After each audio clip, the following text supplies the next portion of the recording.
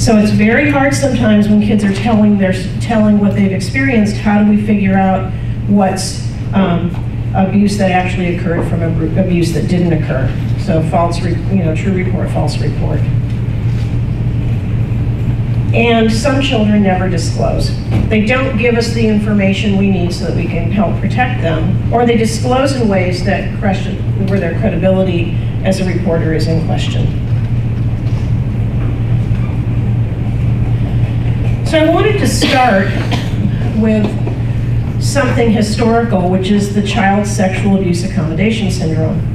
Many of you have probably heard of that. Dr. Roland Summit, this was a theory that he developed, and it was in the 1980s, early 1980s. In fact, I remember going to visit him at Harvard UCLA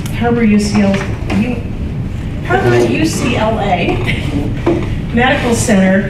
His office was an amazing little small office that was just stacked with articles. He had journal articles and books up to the sky, and was somebody who thought about things. He was a pediatric psychiatrist and tried to come up with a theory that would explain why children, particularly in child sex abuse cases, didn't tell.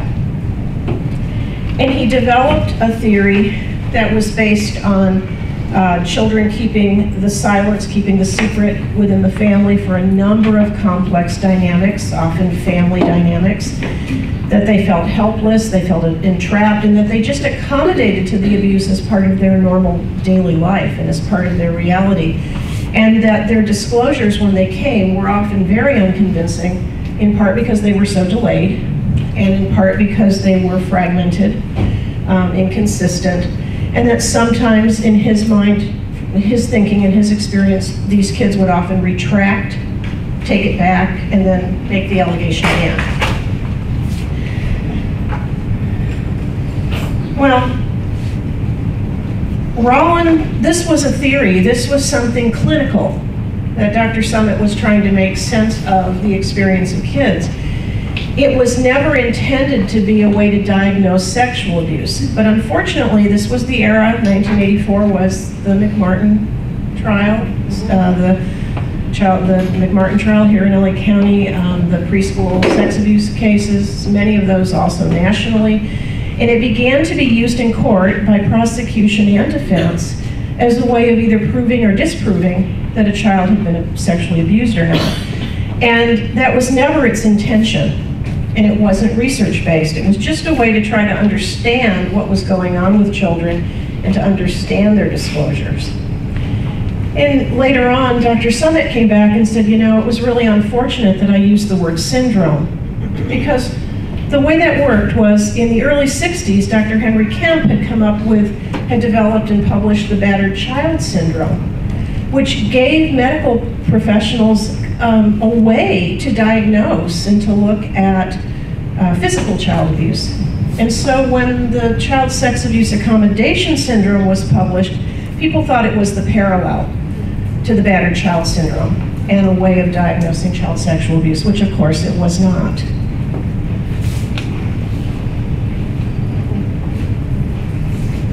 It's actually still used in court to rehabilitate children's testimony when you've had defense attorney discredit or raise questions about the credibility of a child's testimony because of some of these characteristics we're going to talk about today. The child sex abuse accommodation syndrome can still be used in testimony to rehabilitate the testimony, but it's not a proof of abuse or a disproof of abuse. So you all have a clinical vignette on your table. I'd like to have you take just a minute and read Desiree's story.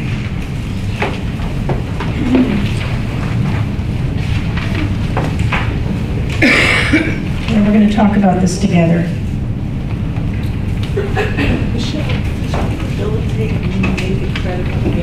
Yeah, try to reestablish. Rehabilitate means to try to, after one attorney has raised doubts about the credibility of the testimony, the other attorney, the prosecuting attorney, is going back in and trying to reestablish that, no, this is credible, and here's some evidence as to why that is, some expert evidence or testimony.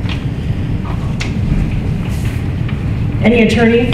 I heard there was an attorney in the room. Anybody that can do a better job of that? Or is that? I was reading, but I didn't find it. Okay, thanks, Paula.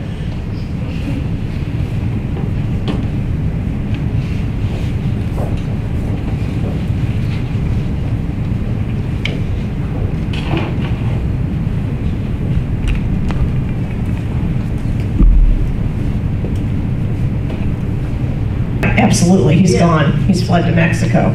But if he was here, and could be arrested, and you've got this kind of a disclosure coming, how does that affect the odds that you're going to be successful in prosecuting?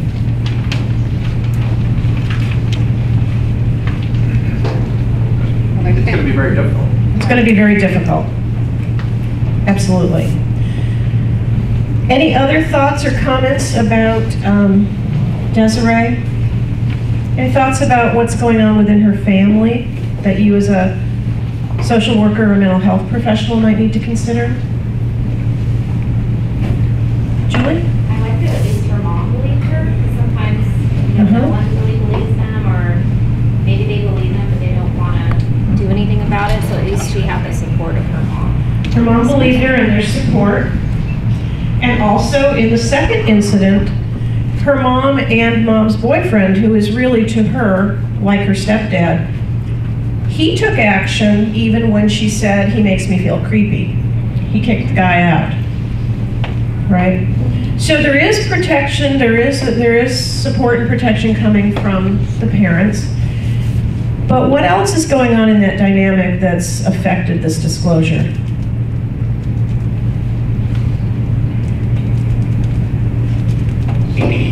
Even though her mother and the boyfriend believed her the first time, there was no action. There was no, other than the fact that they left the church. So she felt disempowered by that, and therefore I think that affected her choice to not report the second It did. incident. She had this, I'm not going through that again, response the second time, because she had gone through the whole investigative, forensic medical exam, interview process, and there had not been enough evidence to be able to prosecute the offender in that case, and the church rallied around and supported him. So she ended up not only with the family losing their church, but difficulty between paternal grandmother and mom in the divided loyalties that can develop, because grandmother simply didn't believe it and supported the offender and the community, the church community, in supporting him. So it had created quite a rift in the family. So she knew that when you tell, really bad things happen. And so the second time around, she told just enough. She told just enough to get him out of there, but not enough to have to go through all of that again. She also had fears that she would be in trouble, not uncommon with the kids we see. She also was really concerned about disrupting the relationship between mom and boyfriend. This was her stepdad's really, really good friend. And she was afraid that she would disrupt, create tension between mom and boyfriend and perhaps lose him. So there was a lot going on for her.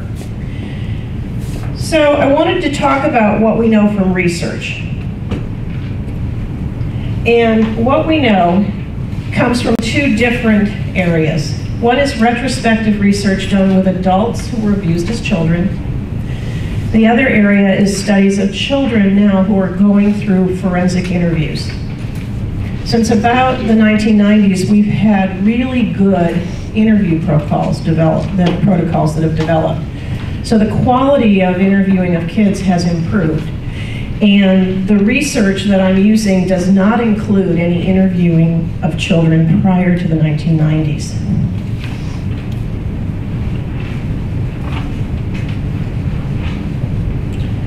So when you talk to adults abused as children, it's really interesting. I'm going to throw all this, whoops, too much. Let me go back. Try what? P. P, just the letter P? Letter P. Oh, wow, thanks, Mitch. Previous, cool. There are huge studies now of adults on adverse childhood experiences, including child abuse. You know, Kaiser did those massive ACEs studies with over 18,000 adults who were seeking just regular medical care, getting interviews about their childhood experiences, including abuse experiences. There have been lots and lots of studies specifically about what adults recall about their childhood, including abuse. And a third of adults who were abused as children, and this is across many studies, say that they never told anybody. So almost 2/3 of the adults walking around today that would say they were physically or sexually abused in childhood never told anybody when they were a child. That means that we have a huge underreporting problem with child abuse, particularly with sexual abuse. And the numbers that, of those 33% that did tell, anywhere, depending on the study, between 10 and 18% told the authorities.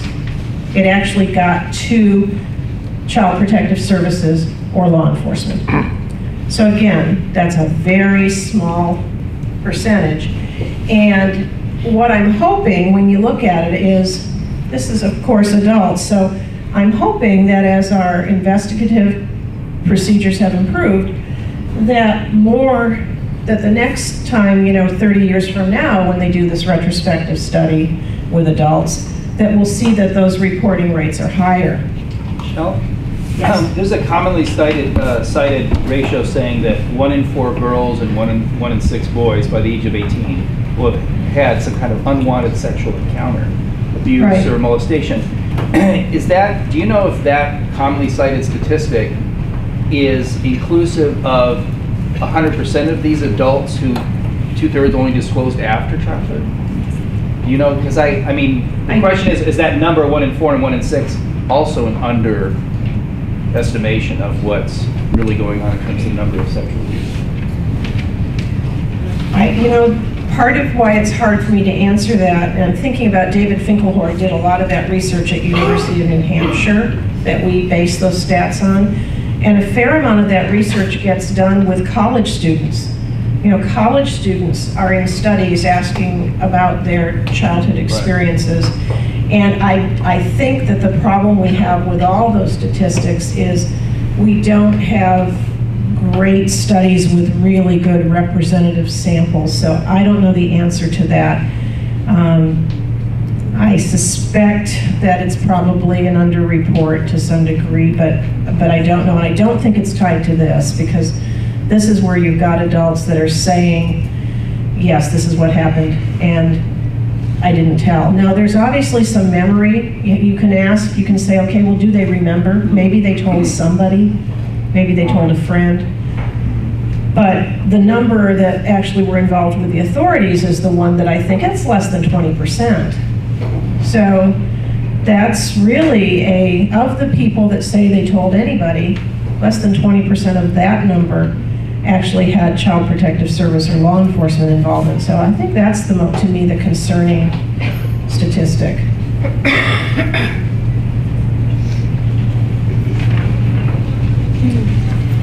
I'm going to just throw these up here. Why the kids keep the secrecy, I think we know a lot of these. But the one that I want to talk about the most is developmental limitation. Because this is one that I think we need a lot more research on. I think it's one of the most critical factors in delayed reporting. And I'm thinking about the fact that, when children have been abused, particularly with sexual abuse, they don't have a context in their brain for that act. They don't have the kind of narrative structure and information about the world that helps them make sense of what they're experiencing. And I think about a little girl I worked with who was 11 when she told. And she had kind of long blonde hair, and she had these big eyeglasses. She'd been molested for several years by her grandfather. And one of the things when she finally told, when she was 11, she said to me, I didn't know if he was supposed to do that. I thought it was okay. For a long time, this is her only grandfather. This is the only grandfather experience she had. And it was just a part of their relationship. And it wasn't until she got a little older and started to get more information about sex and how we view sex in terms of relationships, and she started asking her girlfriends questions about their grandfathers. She was building a little jigsaw puzzle, and it finally dawned on her that, wait a minute, this isn't right. I shouldn't have to do this with my grandfather, and that's when she told. And I had another little girl that I worked with who had been sexually abused from the time she was 3 by her biological dad. And it had been reported, and it had gone to court. In independency court, she ended up having some monitored contact with him. She was doing her visits just beautifully for about 2 years. And one day when she was about 7 going on 8, she marched herself into my office for her treatment session, and she said, do you know what he did to me? I said, well, tell me what you're thinking about. No, do you know what he did to me? I said, well, tell me what you're thinking about. And she said, he did the thing to me that you do to make babies. She was furious, absolutely furious. Before that, she was very asymptomatic. She was not particularly distressed by what had gone on. Her mother was very distressed. She was not. But when she got enough information, cognitively, developmentally, to figure out, that's what this is that he's doing. That's when the level of awareness clicked in that made her feel she had been treated inappropriately. And I think that's the missing piece a lot of times in understanding how kids disclose and how they disclose in delayed ways. Many of them certainly have been manipulated into silence by offenders. There's threats, there's bribes, and they fear tearing the family apart when it's intrafamilial. But I do think this developmental piece is a piece we haven't paid enough attention to in terms of the timing. And the reasons kids don't tell change over time. It's not uniform. It varies child to child, and it varies for each child depending on where they're at developmentally in their life. So we have to understand that timing a little better as well.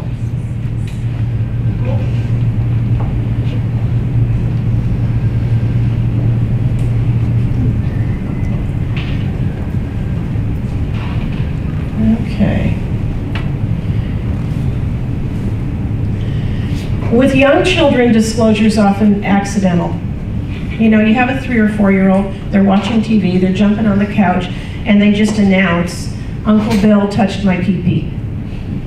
Or, you know, Johnny hurt my butt. You know, just kind of, it's not part of the conversation that's going on, it doesn't fit with what you're watching on television, they're just in the moment, and they make a spontaneous announcement. I think that confuses us when we're investigating, because we think that means something, that when they come in to talk to us for an interview or a forensic medical exam, that this is on their mind, and that they understand that something bad has happened to them, and that we want them to tell the story of what's happened. And they may not. This is just like they announced, I want cereal, or, you know, that's Elmo on TV. You know, they're just kind of reporting in the moment their experience, and they don't have the internal cognitive structure where this fits. So they come in for an interview, and kids, of course, as we know from, you know, child development, they think you already know the answers anyway, because anytime a grown-up asks a child questions, you know, where did you put the cat's dish? You know, where does the laundry go? You know, what's 2 and 2? Kids are used to questioning where the adults already know the answer, and they're trying to trick them and get them to admit that they did something wrong. So when you're interviewing young kids, they assume that you're asking them questions that don't make any sense because you already know. And for them, it's not organized always into often, depending on their age, into something coherent. School-age kids, those are the younger kids, but the school-age kids are more likely to tell in response to direct questions or prevention education.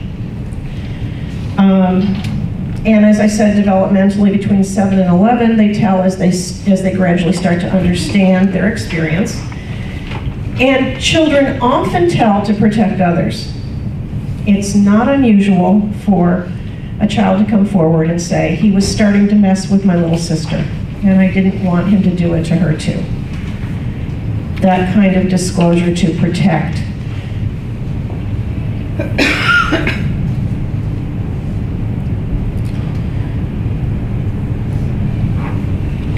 Okay, so let me go back. P takes me back. So the bottom line is expect delays. Expect delays. And so this is part of Dr. Summit's theory on the child abuse accommodation syndrome that research supports, that delays are really common. And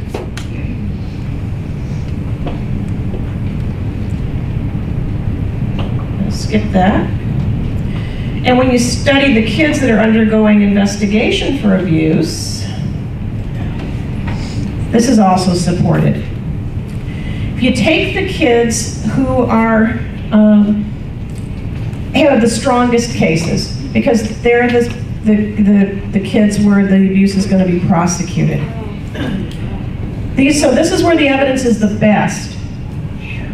You still have between 37 and 42%, depending on looking across all the studies, of those kids disclosed within 48 hours.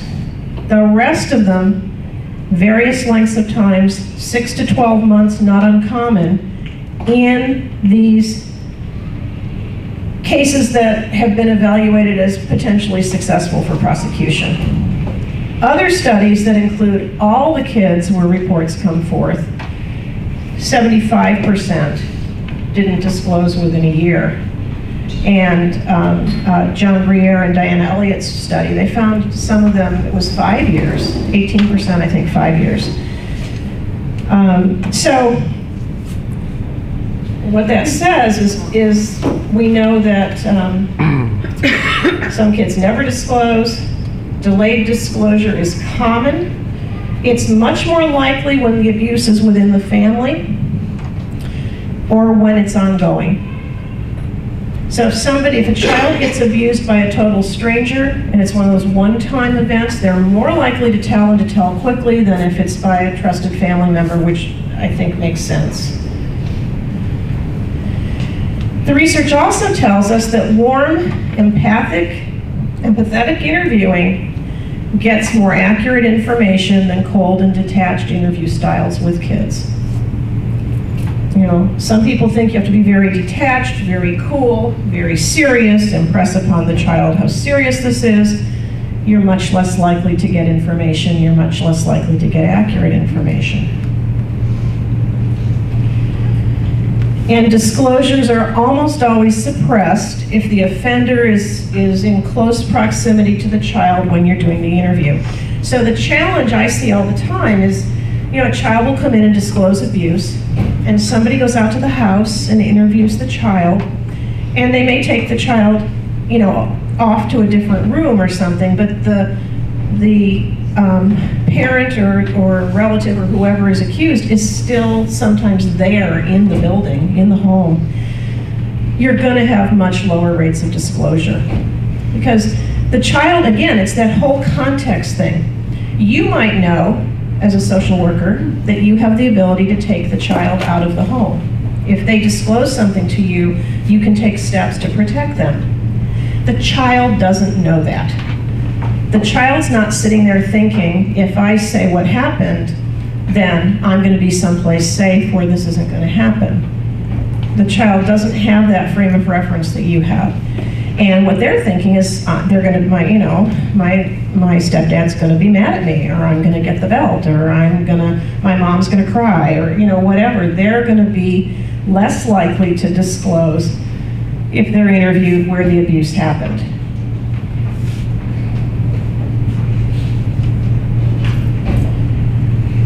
We do know that when abused children are interviewed using best practice models of interviewing, and I've given you in your handouts some resource information about those models.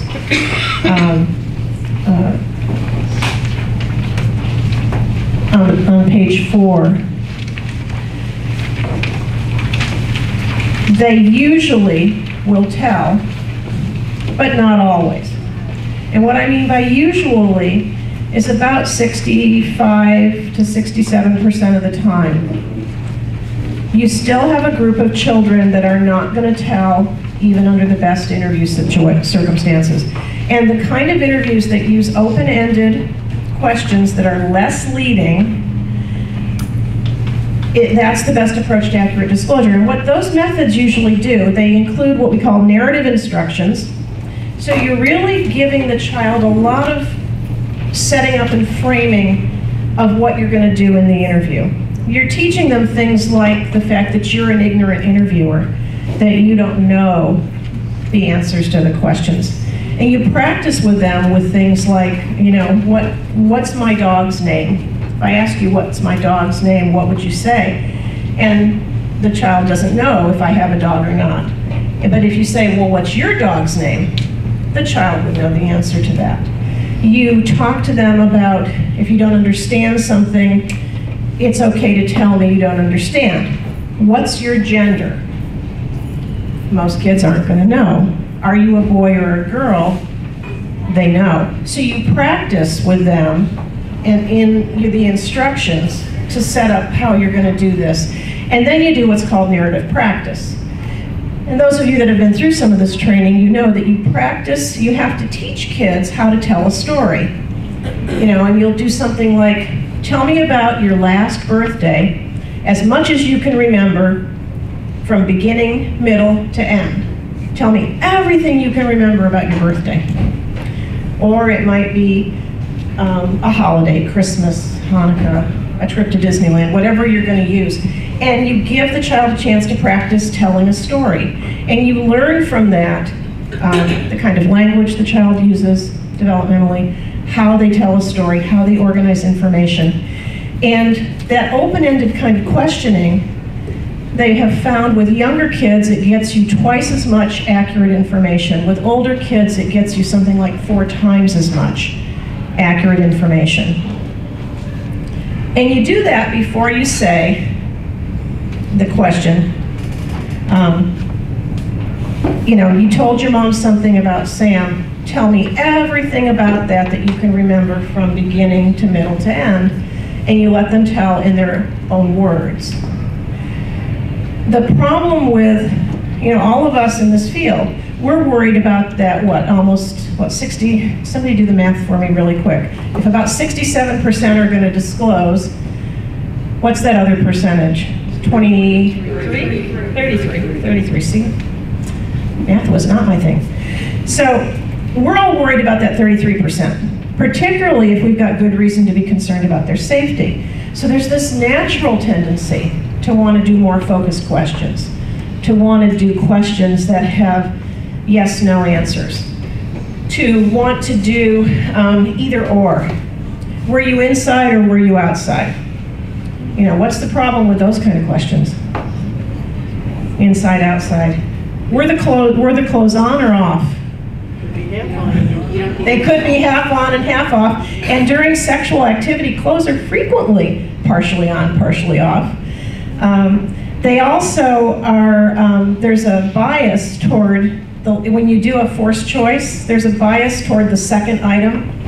Any forced choice question, the second item is more likely to be selected. So yes/no questions, forced choice questions may give you information, but then you don't have any way to assess the credibility of the information. So they're really not your best interview techniques.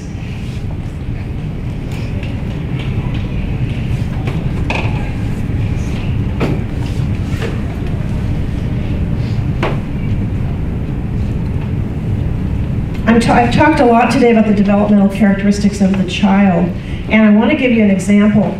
I may be able to just remember this. I love this example. This came from one of my therapists for the child. She had a 4-year-old, little 4-year-old boy who had been referred because he and his 7-year-old male cousin were engaged in some very, very involved sex play. And it was involving oral contact. It was really involved. And they couldn't figure out kind of how it had started, whether either of these kids had been abused. But he was in treatment for that, and the therapist was using Barbara Bonner's model from University of Oklahoma. And she had worked with him on identification of feelings using cards, and he was really good at labeling feelings. And then she had 3 cards, before, during, and after, to help anchor him in terms of time sequence. And she asked him, what were you feeling before the touching? And he said, I was mad. You were mad? Yeah, because he was sucking my weenie and my mom came in and said, stop. Oh, wait, which one's before, which one's after? From the little boy. So 4 years old, before, after. Kids don't know, you know, those concepts are abstract concepts and they're not firmly embedded with little kids. And kids have a tendency to tell stories in forward. That when kids do narrative, they do them in forward sequence. So if you're interviewing and you say something like, well, what happened just before that? Not good with young kids. That's not a task. Whatever they tell you, you're going to have trouble assessing the reliability or the credibility of that. They're better, what happened next? What happened next? And then what happened? What happened next? That's a better fit developmentally with how children relate their experience. I'm not going to talk much about the strategies that offenders use to keep kids silent. That could be a whole presentation. I'm sure we all know that there's many, many strategies that are used. And some of the most effective ones are the ones that threaten the pets and the family members that children love. Because kids, there is a tendency for kids to be really protective of other people in their lives, and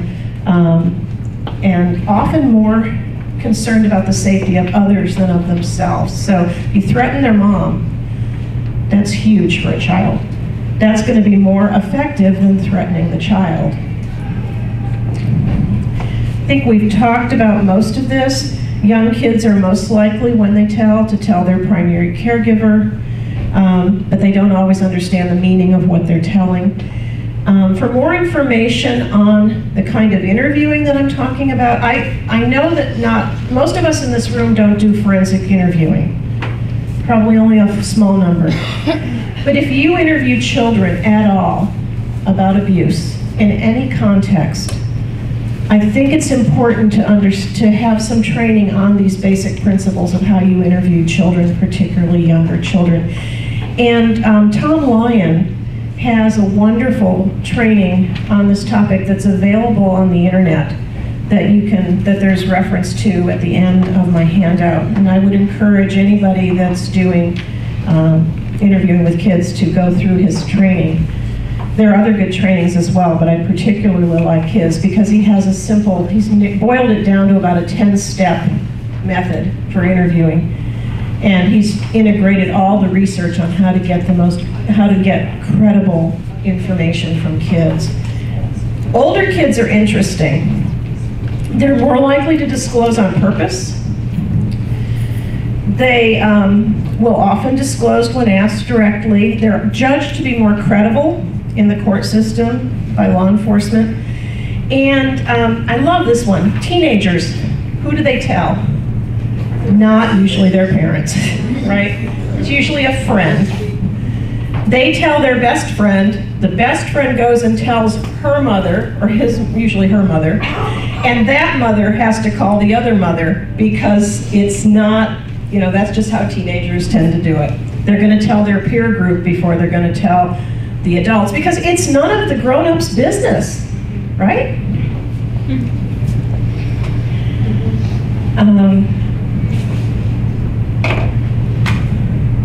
The older the child, the less likely the child's going to recant the allegation. They're more consistent.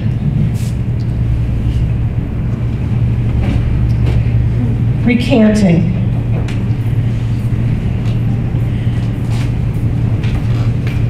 This is the part of the child sexual abuse accommodation syndrome that doesn't really have strong research support, at least not yet.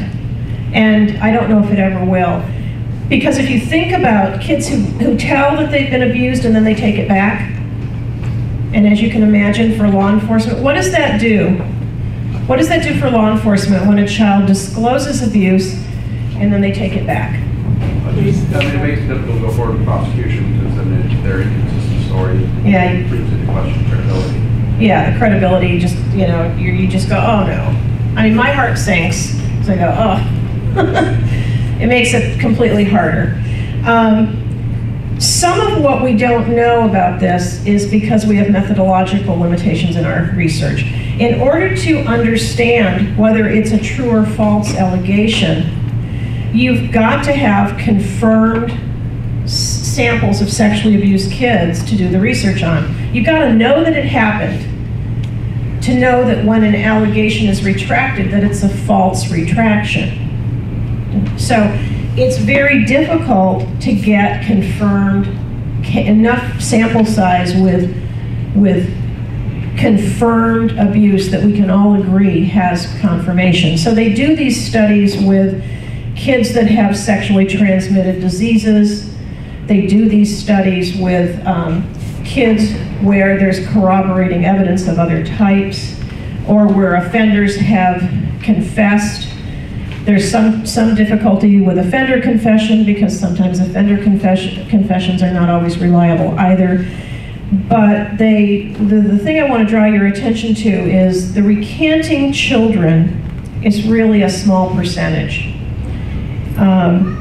With high probability support corroboration of abuse, less than 10% of those kids across studies recant. I think it's 4 to 9%. So, and they looked at a huge sample of kids from 8 to 15 disclosing abuse. And of that, let's see, I think only, I may have lost this, yeah, I lost the statistic. Out of 227 kids that disclosed, only 20 of those kids recanted. So again, we're looking at a small group of kids, but I think for those of us in the mental health field, that's a really important group of children to understand. They're often coming from families with some really serious problems, where there's not enough support for them. This is not on the slide here. I'm just kind of going, they're families where there's difficulties in the relationships between the adults. The kids are needing a lot of mental health support if they're recanting. It's not going to necessarily do anything to help with prosecution, but it's just a red flag that we've got some high need. The crisis of disclosure in families, one of the things, some of these are really obvious and we've talked about them for years, how guilty parents feel when they find out that no matter all the steps they've taken to be a good parent, their child's been abused. Often by somebody they trusted, by somebody they brought into the child's life. You know, they picked the babysitter, they picked the coach, they took the child to the church where the custodian molested them. They let their best friend sleep on the couch. They were the ones who let the 14-year-old play with their child during the wedding reception, and they went off into another area and were abused. So there's a lot of guilt. There's a lot of divided loyalties between families, and these increase the greater the pre-existing family dysfunction. You know, if you've got a family already with substance abuse, already with high conflict, and you have an abuse allegation come up, you're going to have greater divided loyalties. Everything gets disrupted in the life of the family when the allegation comes forth. They've got all these people coming in to interview them. They have to talk to police, they have to talk to Child Protective Service, they have to go for a forensic medical exam. Hopefully some of that stuff all happens at the same time when our systems are working well. They have to go to court, sometimes they have to go to more than one court. They're dealing with all these complex systems that they often don't understand. It's like they're on Mars. You know, we have our acronyms, we have our procedures, we have our ways we do things across our professional systems, unfamiliar to most of the children and families who come to us for help.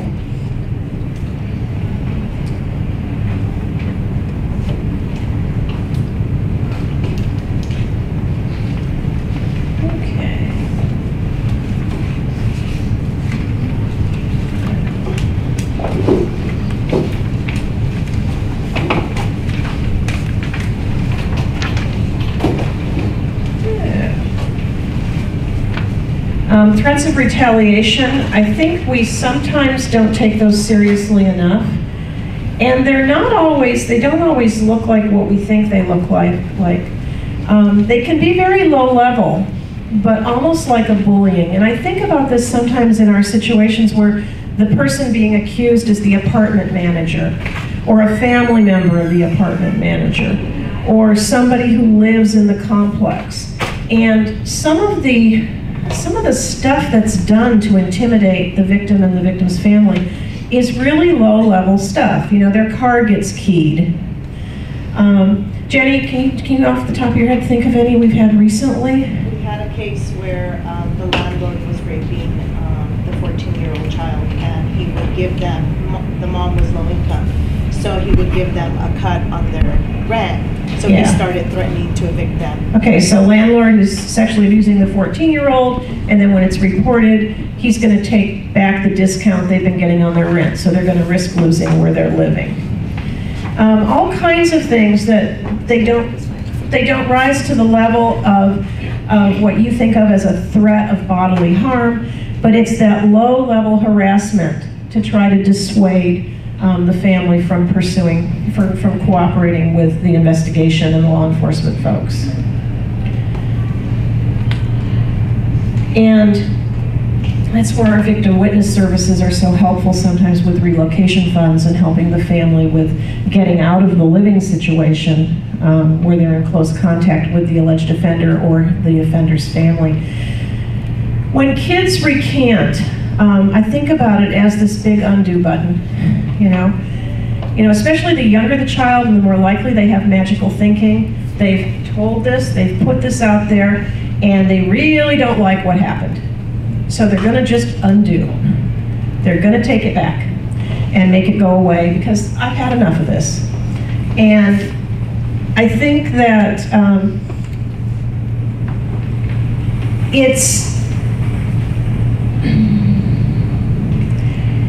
I think where we have to be careful is we always assume that when they recant, that it actually happened. And I think we have to have an openness to sometimes young children recant because they've made a disclosure in response to poor interviewing that as they've had time to think about it, they have figured out that it isn't true. That what they said and the story they told isn't what they were trying to say or trying to tell, but they do sometimes in small numbers take it back because they feel like a mistake has been made. And I don't think that's a huge number. I would encourage you to watch the movie The Hunted, if you're interested in this. And one of my concerns about it is it has a little bit of that old psychoanalytic thinking about the child fantasizing about being infatuated in the relationship with the adult. But it's about a little girl whose older brothers have shown her some sexually explicit material. And then she makes a statement about the preschool teacher integrating what she saw in those pornographic pictures into what she says about her teacher. And then no matter how hard she tries to tell the adults that she said, I said something stupid. No matter how hard she tries to correct, she can't get the adults to pay attention to her. And that whole developmental understanding of what you're talking about, of sex and the confusion and the stimulation of being exposed to that inappropriate material, it's dramatically interesting to see. I think it's a very small percentage of what we deal with kids.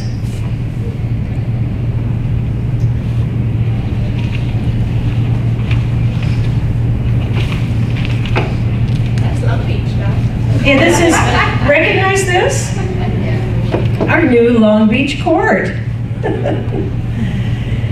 All the research tells us that the most detrimental factor when kids go to court, the thing that's the most harmful to them, thank you.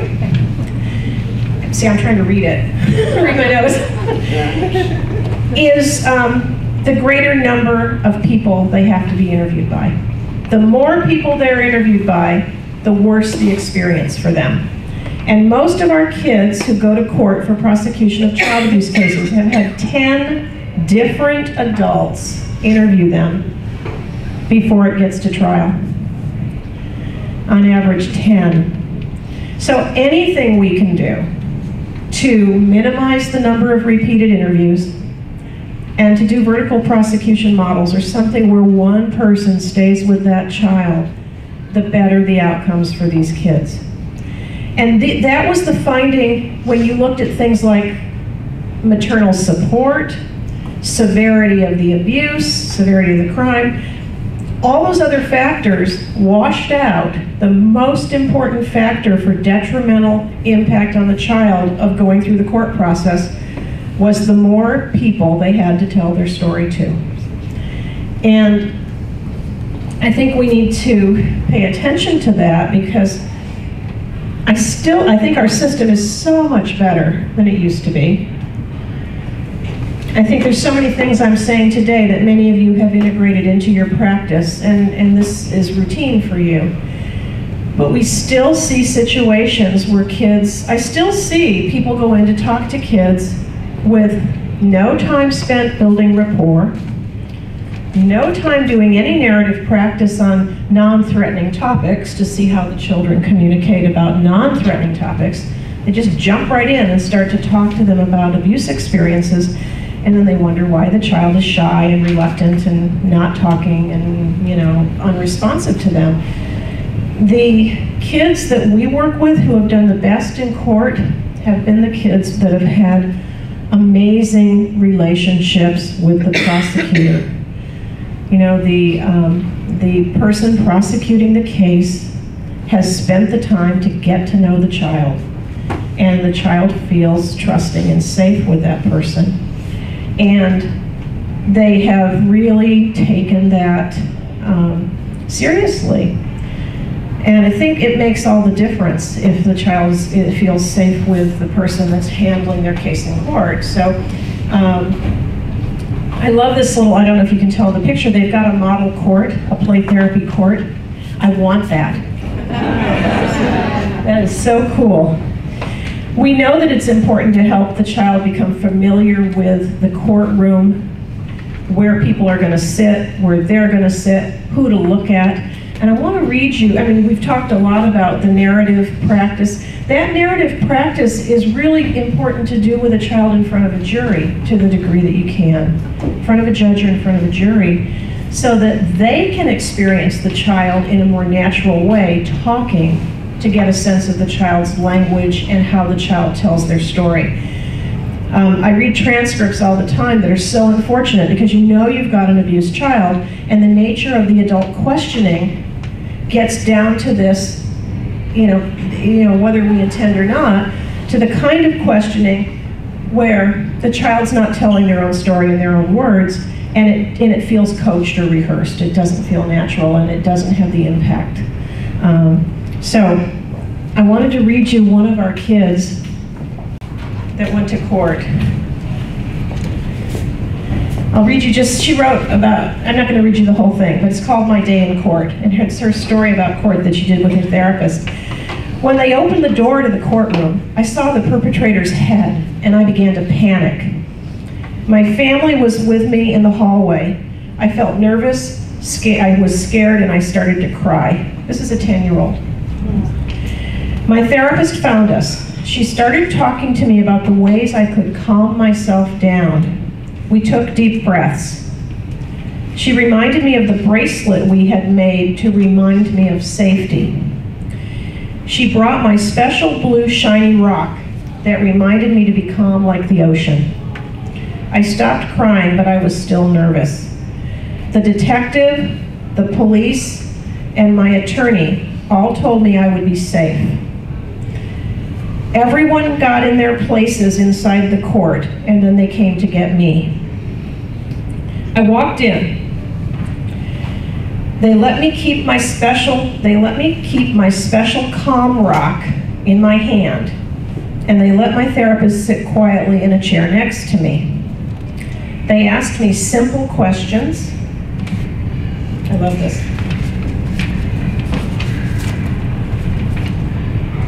They asked simple questions like my name, birthday, and the year I was born.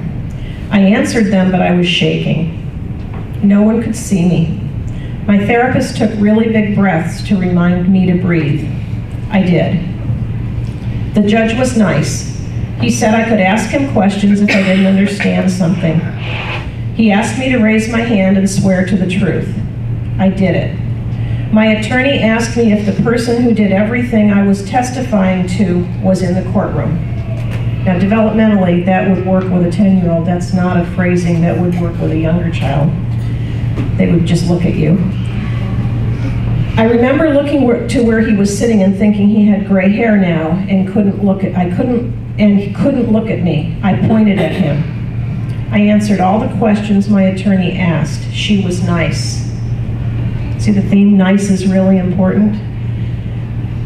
His attorney came over and asked me simple questions too. He was standing and could see me shaking. He asked if I was okay or needed a moment.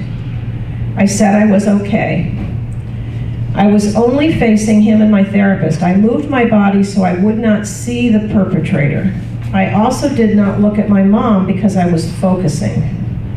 I knew that if I saw her cry, it would make me cry. His attorney asked me lots of different questions, and some different ones too. When I didn't understand, I asked the judge, and the judge explained it. I kept the rock in my hand so I would feel calm, and then I was done. They said I did a good job. My attorney came out and said the perpetrator's attorney would probably like to make a deal. If he makes a deal, I won't have to testify again. Okay, but I am strong enough and I can do it again if I have to. My family was relieved. We left court and went to the beach and relaxed. If other girls are afraid to go to court, I would tell them, don't be scared, people are there to protect you. I was afraid to look at my perpetrator, but you don't have to, except when you need to point him out. Then you should look at your attorney or your support person, or at your special rock. And if you go to court, you have to have somebody you trust. You have to have a special rock or something to remind you to stay calm. And your family should plan to do something fun afterwards.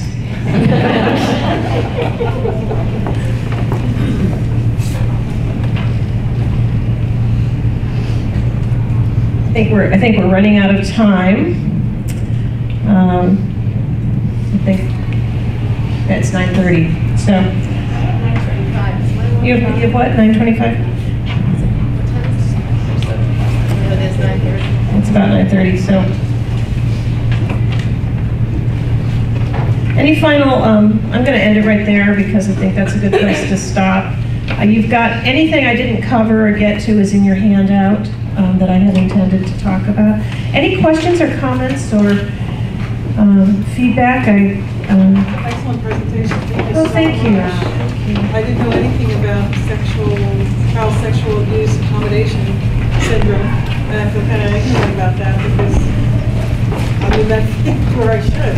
Well, I think it's more limited. If you're going to court today and you're going to talk about children and their testimony, instead of talking about that child sexual abuse accommodation syndrome, you're really probably going to talk about the research studies that have since that time confirmed it. or parts of it. I would just like to add that children in foster care, there's a whole other dynamic when it's related to disclosure, because children in care, especially if they've been moved repeated times, often know that if they tell, they're going to get moved if it's happening in foster care. So telling in the context of foster care creates a different... So telling about abuse, is that abuse happening within the foster Well, home? it can be. I mean, they know that sometimes if they tell and it's regarding initially a biological family, sometimes they get moved, they get taken away. So there's a risk of being And moved then if if you it tell. happens again in care, whether it's physical abuse or sexual abuse, they get moved. And so kids learn not to tell, or they know with therapists, they say, I know what I can and cannot tell you, so I'm not going to tell you stuff that's happened to me. They just come out and say that, I'm not going to tell you. I'm not going to tell. Yeah. So. Well, I think what we're learning just in general is kids learn not to tell. And then there's situations that even make them less likely to tell. So I'd encourage you, the Tom Lyons training is wonderful. It's free, it's on YouTube. He's got 1 hour modules. I think he's got 4 to 6 hours. If you've got new staff that have to interview kids, no matter what profession, it's absolutely a wonderful training, and it's free. He has a new training that's going on right now in the spring of 2014.